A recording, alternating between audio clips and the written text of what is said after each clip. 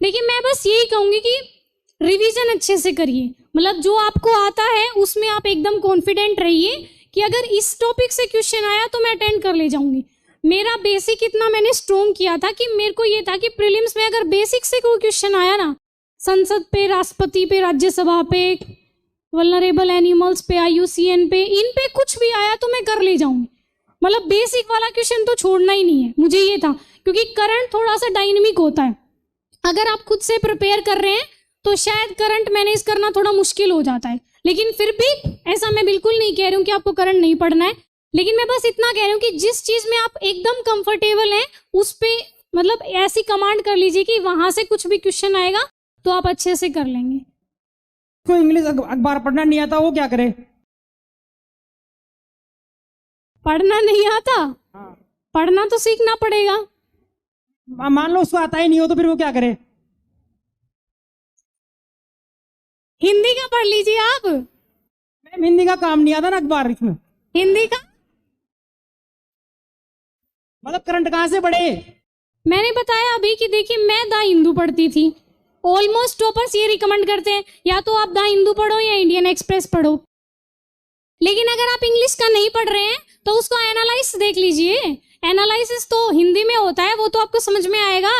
या हिंदी भी नहीं आती है? नहीं मैम वो तो आती है। आती है ना? Yes ma'am. तो एनालाइसिस देख लीजिए। Thank you so much ma'am. जी मैं अपने रिसोर्सेज बता दूं? हाँ, ताकि हमको गाइड मिल जाए एक बार। मतलब देखिए रिसोर्सेज तो मेरे और भी जगह बहुत कोई हो जगह सकता है जैसे हमसे कोई चीज छूट रही हो और आपने वो पढ़ी हो तो हम उसको कवर कर ले अगर टाइम मिला तो। आप मुझसे बिल्कुल ज्यादा कवर कर लेंगे, इस बात में कोई दोहरा नहीं है।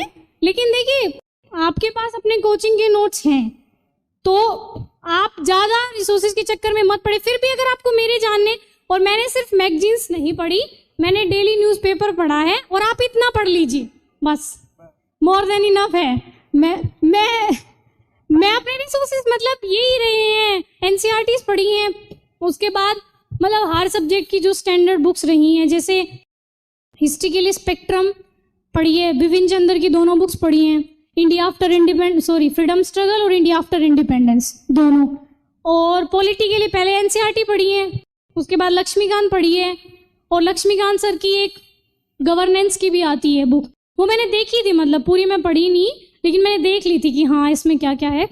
और उसके बाद ज्योग्राफी के लिए माजिद हुसैन सर, पहले तो NCERT सबकी, उसके बाद माजिद हुसैन सर, लेकिन वो थोड़ी सी मोटी बुक है और थोड़ा सा पढ़ना होता है डिफिकल्ट, तो मैंने उसमें से सेलेक्टेड पढ़ा था मतलब, और मैंने ऑनलाइन भी बहुत पढ़ा था, मतलब जो टॉपिक मुझे समझ में नहीं आता था वो मैं ऑनलाइन कवर कर लेती थी, मतलब काफ़ी टाइम लगाती थी। अगर एक टॉपिक समझ में नहीं आ रहा है तो मल्टीपल मतलब सोर्सेज से, लेकिन मैं कवर कर लेती थी।